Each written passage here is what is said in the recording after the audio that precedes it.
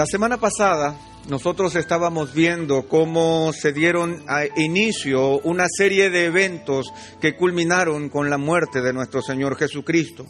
Una serie de eventos que, como veíamos, no estaban completamente entendidos por los discípulos que acompañaban al Señor, ni tampoco por la gente de alrededor. Era básicamente el Señor actuando de manera soberana, tomando la decisión voluntaria de ir a la cruz y llegar a Jerusalén. Esa misma semana produjo una serie de eventos que se dieron uno tras otro como una gran bola de nieve, en donde la progresión del plan de Dios se hizo tan evidente que aún el velo del templo se rasgó cuando nuestro Señor Jesucristo estuvo en la cruz del Calvario muriendo por nuestros pecados. Ese mismo evento, esta misma semana concluye hoy día con la resurrección de nuestro Señor. Sin embargo, la pregunta que yo me he hecho durante todos estos días es: ¿qué hubiera pasado si Jesucristo no hubiera resucitado? ¿Qué hubiera pasado si es que para nosotros nuestra fe, como bien lo leía el pastor hace un momento, leyendo este pasaje de Pablo en 1 Corintios 15, qué hubiera pasado si es que la resurrección no se hubiera llevado a cabo? ¿Qué hubiera pasado con los discípulos? ¿Qué hubiera pasado con ellos si es que finalmente este gran evento prometido por el Señor no se hubiera llevado a cabo? Cuando nosotros nos encontramos con la Escritura y con los Evangelios, nos damos cuenta que básicamente lo que el Señor nos muestra no es solamente una serie de sucesos que tienen como punto final la culminación del plan de Dios, sino que nos muestran también de una manera muy real y muy dramática cómo es que los discípulos percibieron ese momento. Algunos estudiosos liberales del siglo XIX llegaron a afirmar que ninguno de los milagros se llevaron a cabo, que era básicamente las supersticiones de un pueblo antiguo que, desconocedor de la ciencia y de la realidad de la tecnología moderna, se inventaron estas historias para poder validar su fe. Sin embargo, cuando yo leo los evangelios, me encuentro con una realidad que es mayor que cualquier otra afirmación, que es la realidad de afirmar a un Dios vivo y a un ser humano que queda perplejo ante la realidad de la grandeza de un Dios que está efectuando su plan en medio de los hombres. Cuando nosotros vamos a la Biblia, nos damos cuenta que el plan de Dios y los caminos de Dios, como decía Isaías, siempre exceden a los pensamientos de los hombres. ¿Qué hubiera pasado si Jesús no hubiera resucitado? Abramos nuestras Biblias en Mateo capítulo 26 y tratemos de hacer nuevamente una secuencia narrativa de los acontecimientos que llevaron a la resurrección de nuestro Señor.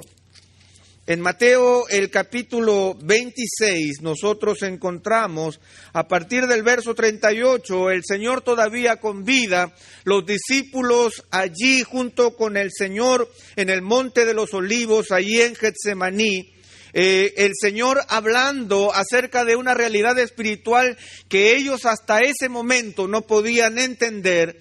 Y a partir del verso 31, después de la cena, nosotros encontramos al Señor Jesucristo todavía vivo entre ellos, diciéndoles: entonces Jesús les dijo: esta noche todos vosotros os apartaréis por causa de mí, pues escrito está: heriré al pastor y las ovejas del rebaño se dispersarán. Pero después de que yo haya resucitado, iré delante de vosotros a Galilea. Palabras absolutamente claras, muy evidentes de lo que el Señor sentía en su corazón en ese momento y de lo que el Señor quería dejarles a sus discípulos más cercanos en este momento terrible. Sin embargo, a partir del verso 33, nosotros nos encontramos con un Pedro que empieza a decir: entonces Pedro respondiendo le dijo: aunque todos se aparten por causa de ti, yo nunca me apartaré. Jesús le dijo: en verdad te digo que esta misma noche, antes que el gallo cante, me negarás 3 veces. Pedro le dijo: aunque tenga que morir contigo, jamás te negaré. Todos los discípulos dijeron también lo mismo. Nosotros nos encontramos nuevamente con una realidad sorprendente. Una realidad en donde el Señor, de una manera clara, tajante, evidente, sin ningún tipo de oscuridad, sin ningún tipo de, de metáfora, Jesús está hablando con claridad acerca de lo que Él iba a hacer y de lo que iba a pasar con su vida. Sin embargo, los discípulos no podían entender lo que allí estaba pasando. Pedro, de manera altisonante, le promete al Señor una fidelidad hasta la muerte. Aunque tenga que morir contigo, jamás te negaré. Y todos los discípulos respondieron lo mismo. Sin embargo, los discípulos que no habían gozado todavía del poder del Cristo resucitado, no tenían la fuerza interior ni el poder del Señor espiritual para poder cumplir estas promesas altisonantes. Tanto así que a partir del verso 36, en este mismo capítulo de Mateo 26, dice: entonces Jesús llegó con ellos a un lugar que se llama Getsemaní y dijo a sus discípulos: sentaos aquí mientras yo voy allá y oro. Y tomando consigo a Pedro y a los dos hijos de Zebedeo, comenzó a entristecerse y angustiarse. Entonces les dijo: mi alma está muy afligida hasta el punto de la muerte, quedaos aquí y velad conmigo. Y adelantándose un poco, cayó sobre su rostro orando y diciendo: Padre mío, si es posible que pase de mí esta copa, pero no sea como yo quiero, sino como tú quieras. Vino entonces a los discípulos y los halló durmiendo y dijo a Pedro: ¿con que no pudisteis velar una hora conmigo? Velad y orad para que no entréis en tentación. El espíritu está dispuesto, pero la carne es débil. Apartándose de nuevo, oró por segunda vez diciendo: Padre mío, si esta no puede pasar sin que yo la beba, hágase tu voluntad. Y vino otra vez y los halló durmiendo, porque sus ojos estaban cargados de sueño. Dejándolos de nuevo se fue y oró por tercera vez diciendo otra vez las mismas palabras. Entonces vino a los discípulos y les dijo: todavía estáis durmiendo y descansando, he aquí ha llegado la hora y el Hijo del Hombre es entregado en manos de pecadores. Levantaos, vamos, mirad, está cerca el que me entrega. Pedro y todos los discípulos que le habían prometido fidelidad eterna hasta la muerte no pudieron acompañar al Señor Jesús en una hora de oración.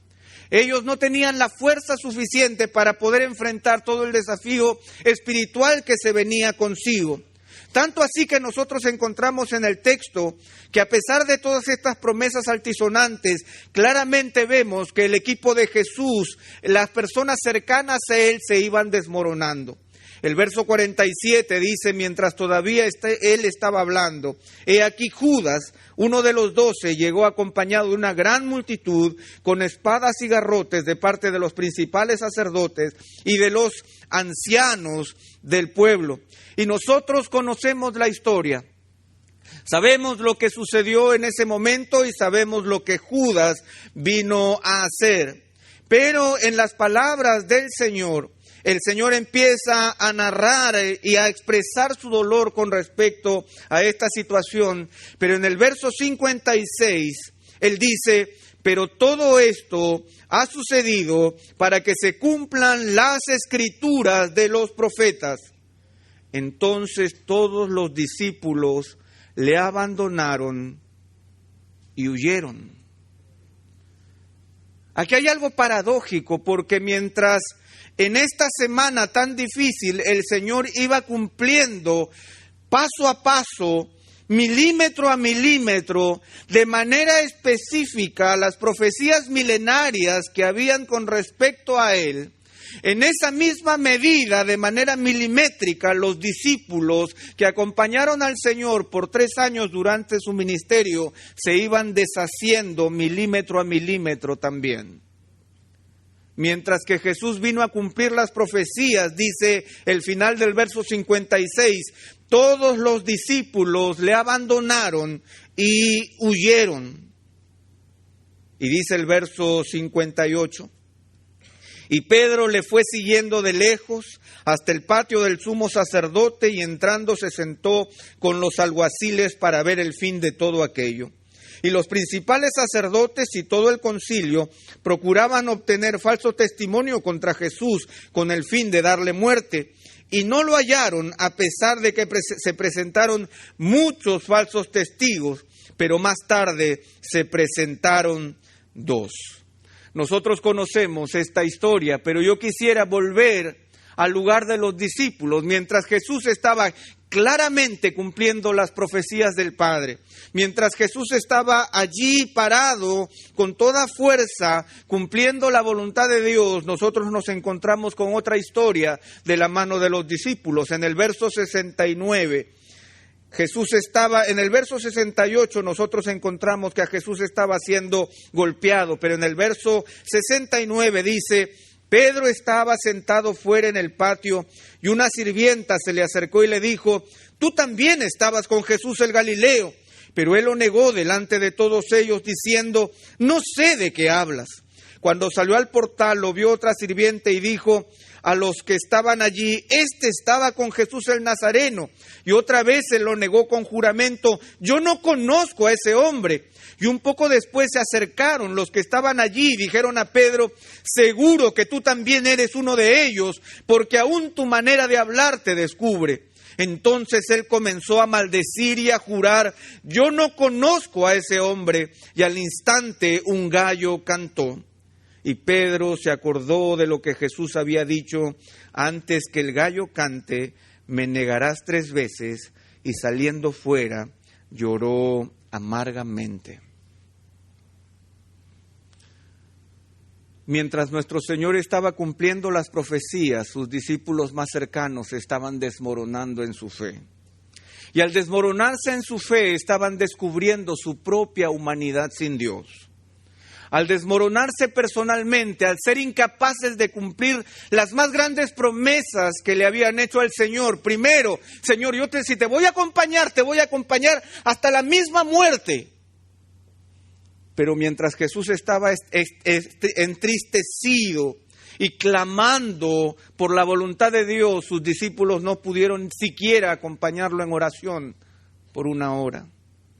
Pedro no fue enfrentado a los grandes sacerdotes, sino a los sirvientes de la casa del sumo sacerdote, y ni aún delante de ellos pudo testificar que Jesucristo era el Señor a quien él seguía. Pedro se estaba desmoronando como persona. En Marcos, el capítulo 16, nosotros nos encontramos otro gran momento en este día final. Jesucristo ya había pasado por la muerte, los discípulos se habían dispersado, solo un grupo de mujeres y el apóstol Juan permanecieron cerca a la cruz. El resto estaba escondido, entristecido, pensando que el plan de Dios se había acabado. Se utiliza en los evangelios la palabra perplejos. Ellos estaban perplejos, anonadados ante una situación escalofriante que se les escapaba de las manos, temerosos por sus propias vidas, temerosos por lo que les podía pasar, dispuestos a escabullirse en medio de la multitud y desaparecer, porque aparentemente las grandes promesas del Maestro no se habían cumplido. Y ya cuando el Señor había ido a la cruz y había sido enterrado, no por mano de sus discípulos, sino por manos de extraños, dice el capítulo 16 de Marcos, a partir del verso 1, pasado el día de reposo, María Magdalena, María la madre de Jacobo y Salomé compraron especias aromáticas para ir a ungirle. Y muy de mañana, el primer día de la semana, llegaron al sepulcro cuando el sol ya había salido. Y se decían unas a otras: ¿quién nos removerá la piedra de la entrada del sepulcro? Cuando estas mujeres llegan, pasado el día de reposo, María Magdalena y María la madre de Jacobo y Salomé, ellas llegan al sepulcro no confiando en las promesas que Jesús había dicho de que iba a resucitar al tercer día. Por el contrario, ellas simplemente habían esperado que el día de reposo acabe, el día sábado a las 6 de la tarde, cuando las tiendas eran abiertas nuevamente, para ir y comprar especias aromáticas, para ir a cubrir el cadáver de Jesús, que probablemente para ellas ya estaba entrando en un periodo de descomposición. Ellas no estaban llegando al sepulcro para ver al Cristo resucitado.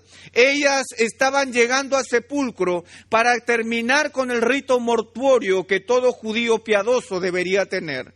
Ellas lo estaban haciendo por piedad al cadáver de Jesús y no para descubrir al Cristo resucitado. Ellas no estaban llegando con alimento porque estaban diciendo, oye, es domingo, el Señor ha resucitado, quizás tenga hambre.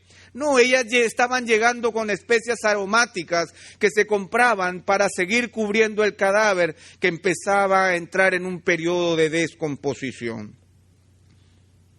Ellas se decían unas a otras, ¿quién nos removerá la piedra de la entrada del sepulcro?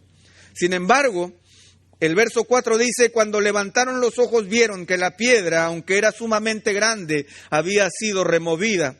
Y entrando en el sepulcro vieron a un joven sentado al lado derecho, vestido con ropaje blanco, y ellas se asustaron. Pero él les dijo, no os asustéis, ¿buscáis a Jesús Nazareno el crucificado? Ha resucitado, no está aquí, mirad el lugar donde le pusieron. Pero id, decid a sus discípulos y a Pedro, él va delante de vosotros a Galilea, allí le veréis, tal como os dijo. Y saliendo ellas, huyeron del sepulcro, porque un gran temblor y espanto se había apoderado de ellas, y no dijeron nada a nadie, porque tenían miedo. Si hay algo que se repite una y otra vez en los relatos que nosotros tenemos en los 4 evangelios, después de la resurrección, es que los discípulos que siguieron a Jesús muy de cerca no estaban listos para todo aquello que el Señor les iba a mostrar en esos días. Lo que queda claro es que mientras el Señor se iba haciendo grande, cumpliendo las profecías, los discípulos que le acompañaban se iban haciendo pequeños, reconociendo su propia humanidad y reconociendo vivamente que a través de sus propios recursos personales, como hombres que habían permanecido con el Señor durante tantos años, no los capacitaba para seguir al Cristo resucitado. Ellos no eran capaces de poder seguir al Cristo resucitado. Lo que nosotros encontramos son discípulos descorazonados y discípulos incrédulos. Dice el verso 9 del capítulo 16 de Marcos, y después de haber resucitado, muy temprano, el primer día de la semana, Jesús se apareció primero a María Magdalena, de la que había echado fuera 7 demonios. Y ella fue y se lo comunicó a los que habían estado con él, que estaban lamentándose y llorando. Cuando ellos oyeron que él estaba vivo y que ella le había visto, se negaron a creerlo. Después de esto se apareció en forma distinta a 2 de ellos cuando iban de camino al campo. Y estos fueron y se lo comunicaron a los demás, pero a ellos tampoco le creyeron. Esa era la realidad de los discípulos en ese momento. Ninguno de ellos estaba capacitado para poder descubrir en carne propia la realidad del Cristo resucitado. Ninguno de ellos estaba listo de manera personal a poder percibir el choque de titanes que significaba la victoria de Cristo sobre la cruz y la victoria de Cristo sobre la muerte. Y la pregunta es, ¿qué es lo que el Señor quiere decirnos a través de esta experiencia? Lo que el Señor quiere decirnos es muy sencillo. La vida de Cristo resucitado es lo único que sustenta la vida espiritual de los creyentes. Si nosotros nos quedásemos con los discípulos de Jesucristo, sin que ellos conocieran al Cristo resucitado, pues nos quedaríamos con discípulos insensibles, incapaces del menor sacrificio, desleales, cobardes, descorazonados e incrédulos. Esa era la realidad de los discípulos antes de conocer al Cristo resucitado.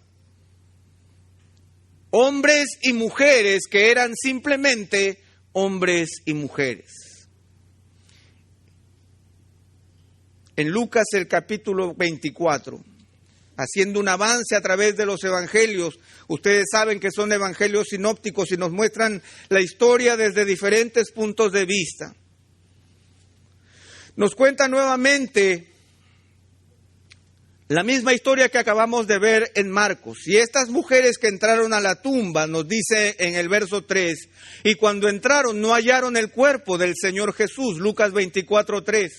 Y aconteció que estando ellas perplejas por esto, de pronto se pusieron junto a ellas 2 varones en vestiduras resplandecientes. Y estando ellas aterrorizadas e inclinados sus rostros a tierra, ellos le dijeron: ¿por qué buscáis entre los muertos al que vive? No está aquí, sino que ha resucitado. Acordaos cómo os habló cuando estaba aún en Galilea, diciendo que el Hijo del Hombre debía ser entregado en manos de hombres pecadores y ser crucificado y al tercer día resucitar. Entonces ellas se acordaron de sus palabras y regresando del sepulcro anunciaron todas estas cosas a los 11 y a todos los demás.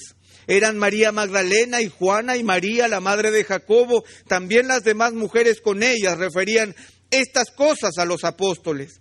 Y a ellos estas palabras les parecieron como disparates. Eso es lo que nos dice nuestra versión. Les parecieron como disparates y no las creyeron. Pero saben, algo empieza a cambiar. Dice el verso 12, pero Pedro se levantó y corrió al sepulcro e inclinándose para mirar adentro, vio solo las envolturas de lino y se fue a su casa maravillado de lo que había acontecido. Empieza a suceder un cambio entre los apóstoles que todavía no se habían encontrado con el Cristo resucitado. Pedro, de una manera sorprendente, conforme a su carácter, dice que él corrió a ver la tumba y cuando llegó a la tumba se encontró con una tumba vacía y él no pensó en lo que Jesucristo le había dicho una y otra vez. Recordemos que cuando él definió que él era el Cristo, el Hijo del Dios viviente, el Señor le clarificó de manera muy evidente lo que él iba a hacer. Lo hizo nuevamente en varias oportunidades, pero Pedro solamente estaba maravillado, porque ¿quién puede ser capaz de percibir un evento tan importante y de manera tan clara, de tal forma que su corazón no explote y su mente se quede nublada ante la realidad de tan grandioso evento? En Juan capítulo 21, avancemos un evangelio más, por favor. Se nos cuenta también este mismo acontecimiento, pero de una manera más interesante aún, más directa, porque Juan era protagonista de esta historia. Dice a partir del verso 1 del capítulo 20, y el primer día de la semana María Magdalena fue temprano al sepulcro cuando todavía estaba oscuro y vio que ya la piedra había sido quitada del sepulcro.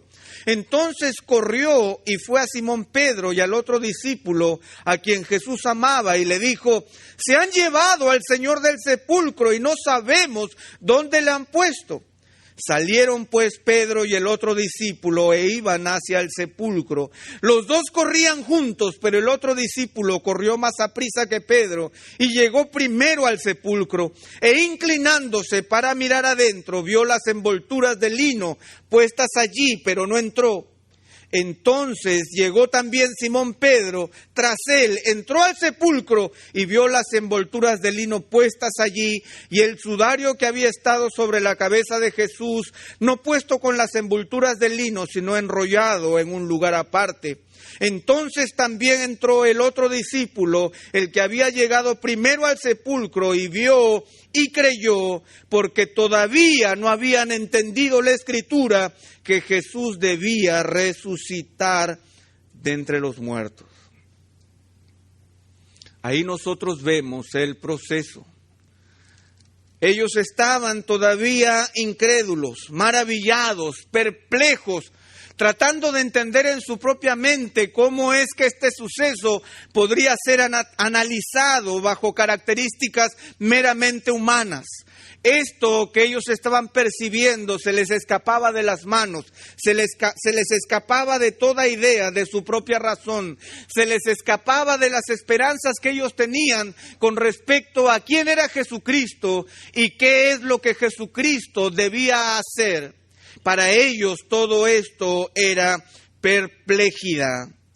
En Juan, el capítulo 21, nosotros nos encontramos con el Señor apareciendo delante de sus discípulos en Galilea.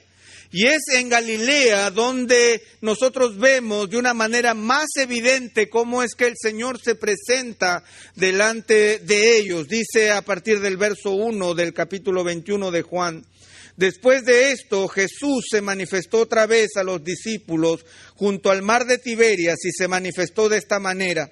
Estaban juntos Simón Pedro, Tomás llamado el Dídimo, Natanael de Caná de Galilea, los hijos de Zebedeo y otros 2 de sus discípulos.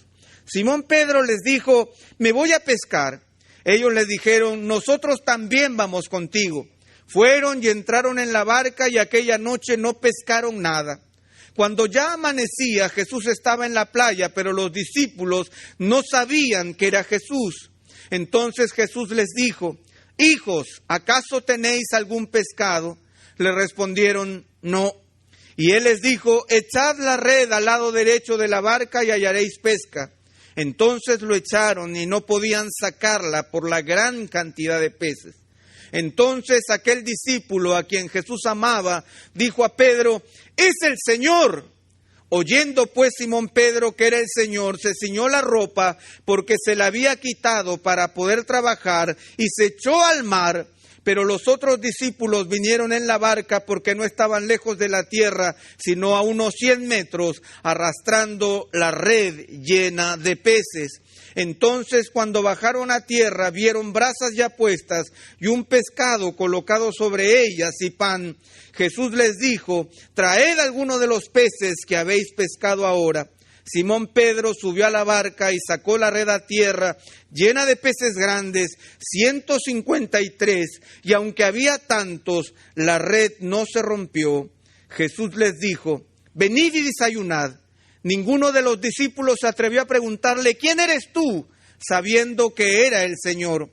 Jesús vino, tomó el pan y se los dio, y lo mismo hizo con el pescado. Esta fue la tercera vez que Jesús se manifestó a los discípulos después de haber resucitado de entre los muertos. Entonces, cuando habían acabado de desayunar, Jesús le dijo a Simón Pedro: Simón, hijo de Jonás, ¿me amas más que estos? Pedro le dijo: sí, Señor, tú sabes que te quiero. Jesús le dijo: apacienta mis corderos. Y volvió a decirle por segunda vez: Simón, hijo de Juan, ¿me amas? Pedro le dijo: sí, Señor, tú sabes que te quiero. Jesús le dijo: pastorea mis ovejas.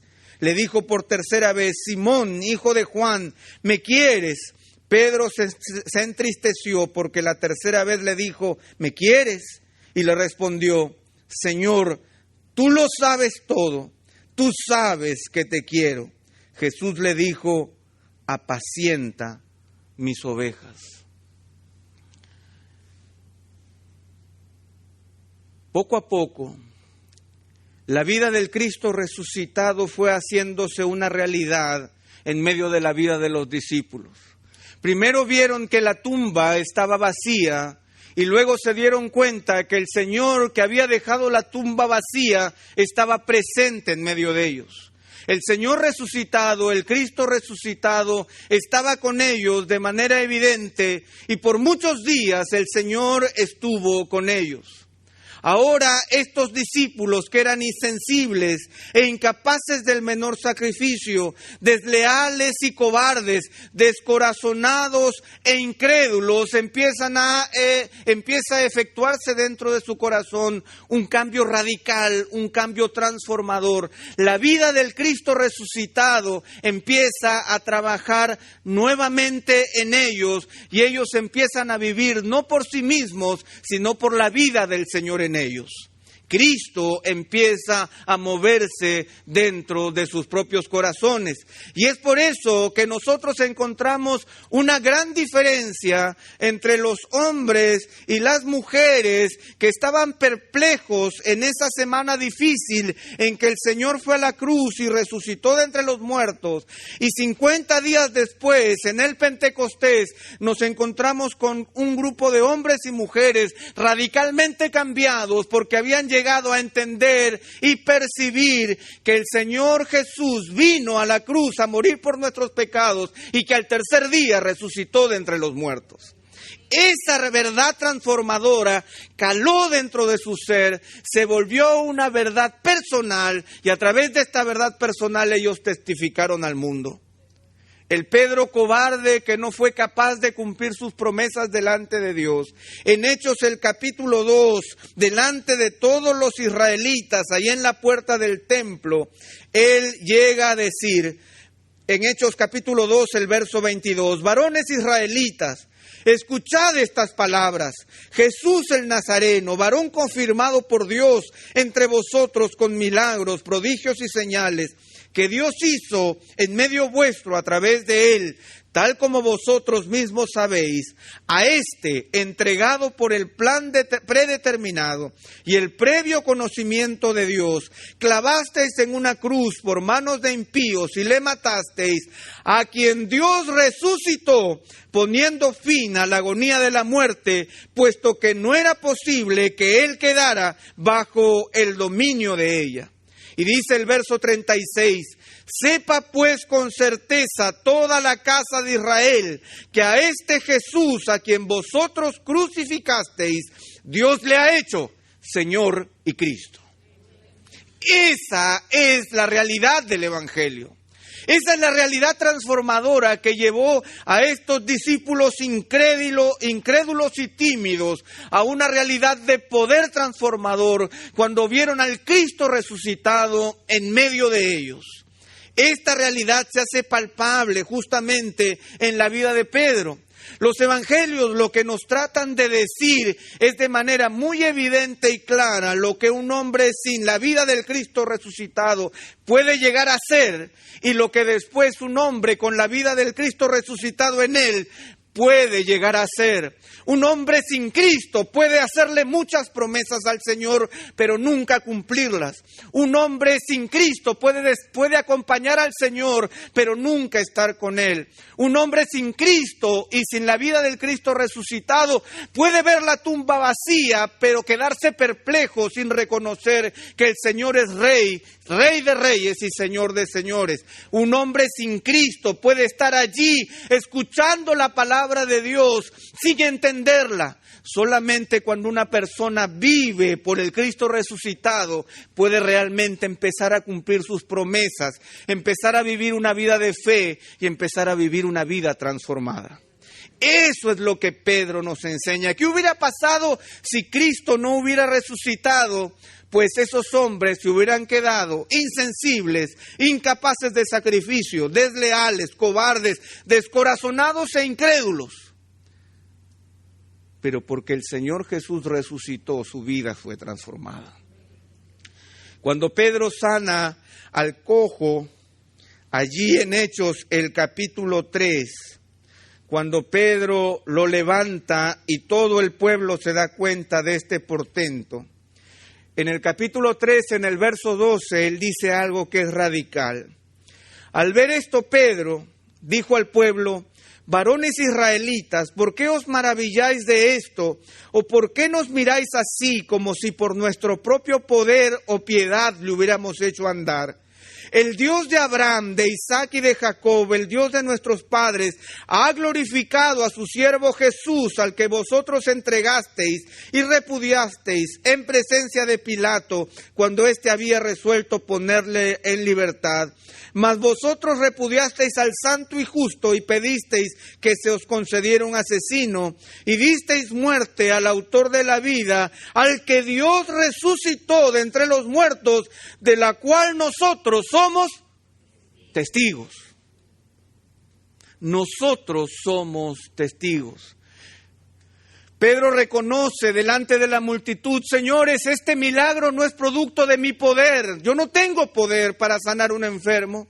Esto no es producto de mi piedad, no es producto de mi devoción con Dios. Es producto de que el Cristo resucitado está aquí en medio nuestro.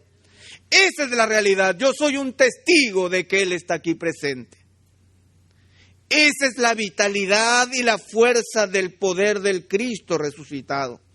Muchos años después, siendo ya Pedro anciano, él dice en Primera de Pedro, el capítulo 3, acompáñenme por favor a leer, Primera de Pedro, capítulo 1, a partir del verso 3.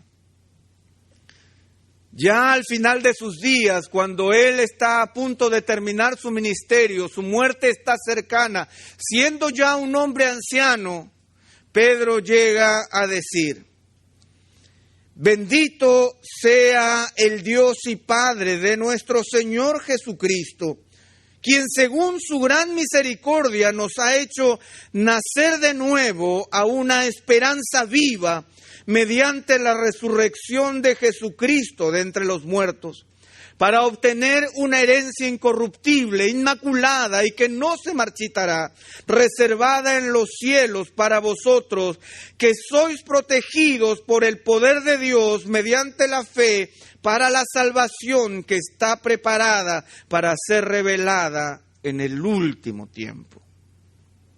Bendito sea el Dios y Padre de nuestro Señor Jesucristo, quien según su gran misericordia nos ha hecho nacer de nuevo a una esperanza viva mediante la resurrección de Jesucristo de entre los muertos. La resurrección de Jesucristo de entre los muertos, por lo tanto, no era para Pedro una experiencia separada de su propia realidad como hombre. Para Pedro, lo que Pedro nos muestra a lo largo de los evangelios es que la realidad de Pedro como hombre era una realidad de muerte. Aunque Pedro era un hombre ansioso, dispuesto, utilitarista, queriendo agradar al Señor, siempre se equivocó una y otra vez. Pero esto cambió de manera radical cuando él tuvo un encuentro con el Cristo resucitado. El Cristo resucitado le dio una nueva perspectiva de vida y le dio un nuevo poder interior. El Cristo resucitado lo acompañó por el resto de sus días, porque bien dijo el Señor en su palabra antes de partir, allí en Mateo capítulo 28, todo poder me ha sido dado en el cielo y en la tierra. Y también dijo el Señor, he aquí yo estoy con vosotros todos los días hasta el fin del mundo. La realidad de nuestra fe como creyentes radica en la seguridad de que el Cristo que caminó aquí con nosotros en la tierra hace 2000 años atrás es el mismo Jesucristo que ahora tiene todo poder y reina a la diestra del Padre, pero es el mismo Cristo que ha prometido estar con nosotros todos los días hasta el fin del mundo. Nuestra victoria radica en su presencia con nosotros. Nuestra victoria radica en que Él está vivo en medio de nosotros. La realidad de nuestra fe es la realidad de un Cristo que permanece con nosotros. Por eso es que el apóstol Pablo muchas veces decía que nuestra fe no es una cuestión de palabras, no es una cuestión de discursos, no es una cuestión de elocuencia. La realidad de nuestra fe radica en que Cristo está hoy con nosotros. Esa es la realidad de nuestra fe. Y nosotros creemos en el Cristo resucitado y nuestra fe está centrada en la realidad de un Cristo que ha resucitado. Por eso es que volviendo a las palabras que nuestro pastor habló hace un momento antes de empezar el sermón en 1 Corintios 15, cuando el apóstol Pablo habla acerca de la realidad de la resurrección, él habla de la resurrección como un acto central en nuestra vida como creyentes, un acto central que debe formar parte de la centralidad de nuestra fe, de la centralidad de aquello que nosotros creemos y de aquello que nosotros decimos creer. El apóstol Pablo dice en 1 Corintios 15, en los primeros 3 versículos, él habla acerca de cuál es el corazón del Evangelio. Ahora os hago saber, hermanos, el Evangelio que os prediqué, el cual también recibisteis, en el cual también estáis firmes, por el cual también sois salvos, si retenéis la palabra que os prediqué, a no ser que hayáis creído en vano. Porque yo os entregué en primer lugar lo mismo que recibí, que Cristo murió por nuestros pecados conforme a las Escrituras, que fue sepultado y que resucitó al tercer día conforme a las Escrituras, que se apareció a Cefas y después a los 12, luego se apareció a más de 500 hermanos a la vez, la mayoría de los cuales viven aún, pero algunos ya duermen. Después se apareció a Jacobo, luego a todos los apóstoles, y al último de todos, como a uno nacido fuera de tiempo, se me apareció también a mí, porque yo soy el más insignificante de los apóstoles, que no soy digno de ser llamado apóstol, pues perseguí a la iglesia. La realidad de la centralidad de la resurrección tiene que ver no solamente con el hecho de tener una tumba vacía, sino con el hecho de tener a un Cristo presente. Nosotros no solamente celebramos la tumba vacía, sino celebramos el hecho de que aquel que dejó la tumba vacía está hoy conmigo. Nosotros celebramos el hecho de aquel que venció a la muerte y venció al pecado, para que el que venció a la muerte y venció al pecado me ayude a vencer la muerte y el pecado también a mí. La seguridad de que aquel que resucitó de entre los muertos es aquel que tiene el poder para también darme victoria sobre mi propia muerte. Es tener la seguridad de que aquel que dejó la tumba hace 2000 años atrás sigue con vida y está hoy con nosotros, aún aquí en este lugar. Eso es lo que nosotros creemos y eso es lo que, conforme a las Escrituras, dice el apóstol Pablo, que Cristo murió por nuestros pecados conforme a las Escrituras, que fue sepultado y que resucitó al tercer día conforme a las Escrituras, pero luego se apareció a cada uno de sus discípulos conforme a su promesa. Yo no sé si nosotros estamos viviendo con la vida del Cristo resucitado. Yo me pregunto si es que nosotros simplemente estamos siguiendo conceptos o estamos siguiendo al Cristo que está vivo y presente aquí en medio nuestro. Nosotros podemos fácilmente a través de las Escrituras poder hacer una distinción entre los discípulos que siguieron a Jesús antes de que Él resucite de entre los muertos y podemos ver las claras diferencias en su corazón y en su carácter después de que Cristo resucitó de entre los muertos. Podemos hacer una clara distinción entre las promesas que Pedro hacía antes de que Cristo resucitara de entre los muertos y las promesas que Pedro cumplía cuando él estaba con el Cristo resucitado a su lado, trabajando en él. Pedro puede ser el gran ejemplo para nosotros de lo que significa vivir con el Cristo resucitado de nuestro lado. Nosotros tenemos que vivir de acuerdo a la realidad de un Cristo presente, de un Cristo que nos cambia, de un Cristo que nos transforma. Esta realidad no solamente se ha dado en ese tiempo, sino que se sigue dando en la actualidad. No solamente se dio con los discípulos de Cristo, sino que también, como el mismo Pablo lo dice, el Señor también se me apareció a mí y transformó mi vida. Pablo no era un seguidor de Cristo, Pablo era un perseguidor de la iglesia. Pablo era un enemigo del cristianismo, era como una fiera salvaje que destruía a la iglesia y a todo aquel que decía seguir a Cristo.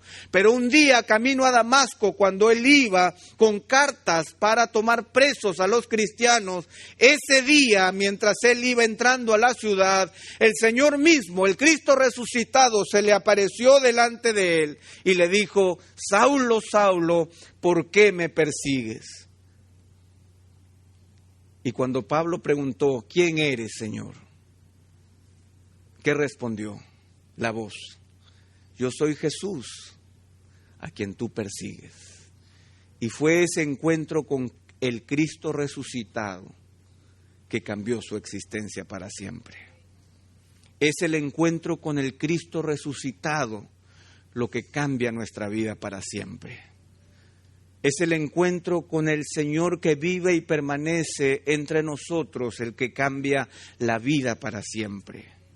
Nosotros simplemente somos testigos,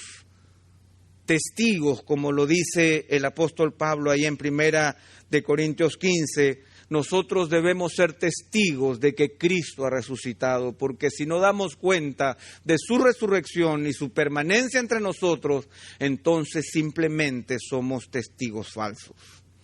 Cristo ha resucitado. Esa es la seguridad de nuestra fe. La seguridad de que todo aquello que decimos creer, de todas nuestras expectativas con la vida eterna, de toda nuestra realidad con respecto a la transformación de nuestra vida, se sustenta en una sola verdad. Cristo venció la muerte y hoy está aquí con nosotros. Permítanme terminar contándoles una breve historia que yo creo que puede ser la historia de muchos de nosotros. Ya será casi hace unos 30 años atrás que yo conocí a un muchacho.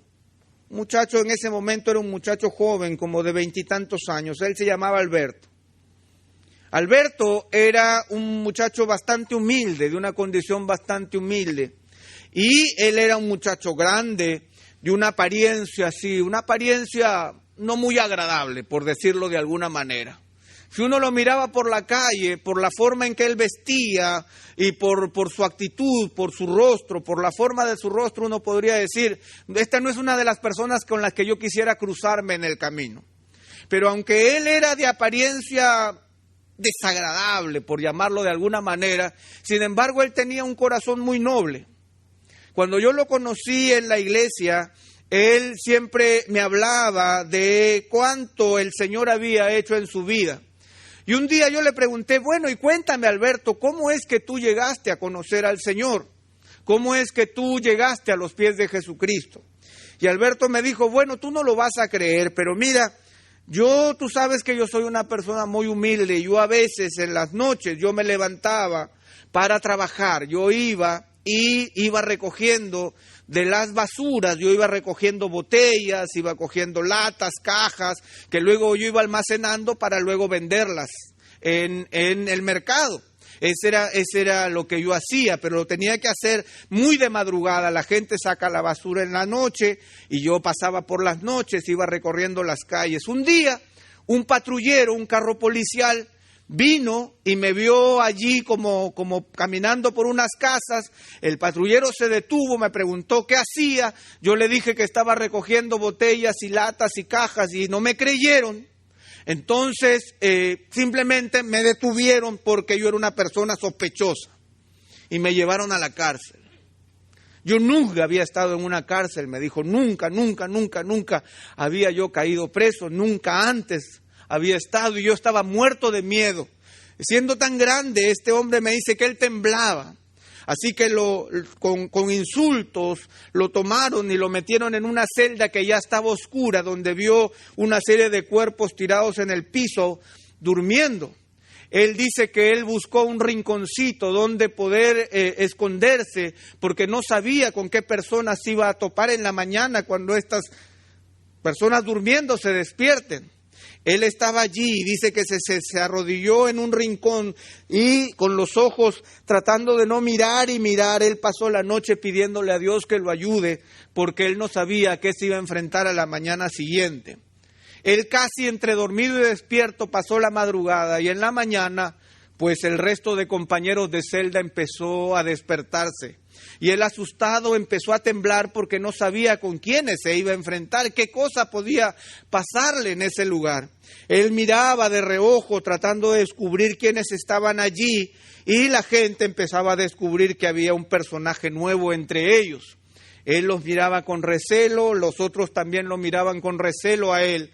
Y en un momento dice que un tipo que estaba en un rincón de la celda se levanta y todo el mundo como que se repliega. Él voltea, empieza a mirar alrededor con rostro fiero y en eso descubre que hay uno nuevo y lo ve a él. Él dice que lo mira y luego agacha la cabeza y empieza a temblar y dice que no me vea, que no estoy, que yo no estoy aquí, estoy oculto, que ni se me acerque. Pero Alberto, sin levantar la vista, no se da cuenta que ese hombre que lo empieza a mirar se le empieza a acercar. con rostro fiero, y se le acerca, y se le acerca. Él empieza a sentir los pasos y él empieza a levantar la cabeza, y empieza a mirar, y dice, mejor no veo. Entonces se le acerca y cuando se para le dice, muchacho. Él no quiere levantar el rostro, pero mira así de reojo y dice, ¿qué? Y ve que este hombre mete la mano al bolsillo. Y él ya dice, aquí se acabó todo. Y del bolsillo saca algo que lo tiene en el puño y se acerca donde él y golpeándole el pecho le dice, toma, esto te va a servir más a ti que a mí. ¡Pah! Él lo toma y no quiere ni mirar, ni saber qué cosa es, ni nada. Entonces, después de un momento, cuando él nota que ya la persona se ha ido, dice que él temblando, él mira qué cosa tiene en la mano, y lo que tenía en la mano es un rollito de papel higiénico. Y cuando él lo abre, él ve que está escrito en el papel higiénico, no temas, porque yo estoy contigo. Isaías 41. Dice que en ese momento a él le sobrecogió una presencia de Dios que le hizo descubrir que él no estaba solo, sino que el Cristo resucitado estaba con él. No era un concepto, no era una definición, no era una palabra agradable, era el mismo Señor con él. Yo no sé cuál ha sido nuestra experiencia con el Señor, pero Dios quiera que nosotros estemos viviendo bajo el poder de aquel que vive y reina para siempre, de aquel que ha prometido estar con nosotros todos los días hasta el fin del mundo, de aquel que nos hace descubrir que nunca nos dejará ni nos desamparará, de aquel que ha prometido cuidarnos y que no permitirá que ni un cabello de nuestra cabeza caiga si es que Él no lo ha permitido así. Ese es el poder del Cristo resucitado en nosotros. El Cristo que sin importar en dónde estemos, si estemos en la altura más grande o en el pozo más profundo, he ahí el Señor estará con nosotros, porque Él ha prometido nunca dejarnos ni nunca abandonarnos.